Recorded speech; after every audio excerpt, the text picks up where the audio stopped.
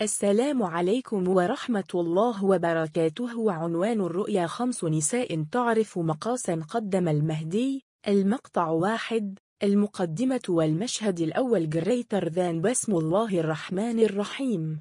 رأيت في منامي روحا عالية القدر، حيث تظهر 5 نساء من أقرباء الإمام المهدي، يحملن في قلبهن نورا وخيرا، وهن أمي، زوجتي، وأخواته نورية، جميلة، ونجاة.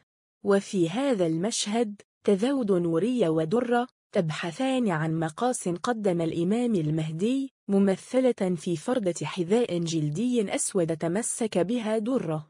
فاقتربت أمي، دوله الله يتولاها برحمته، من جهة الغرب، عارية الجسد شديد البياض، ينبثق منها نور ساطع كالشمس. تقدمت نحوي وقالت: يا أحمد، حان لقائك بهم، في إشارة إلى نورية ودرة. دخلت إلى مجلسهن، حيث أمسكت درة بيمينها فردة الحذاء، وسألتها عن غرضها، فأجابتا: نبحث عن مقاس قدم الإمام المهدي بهذه الفردة. فقلت في نفسي: هل هذه من علاماته الموثقة منذ القدم، أم تغير الأمر؟ المقطع 2. المشهد الثاني. المجوهرات الذهبية.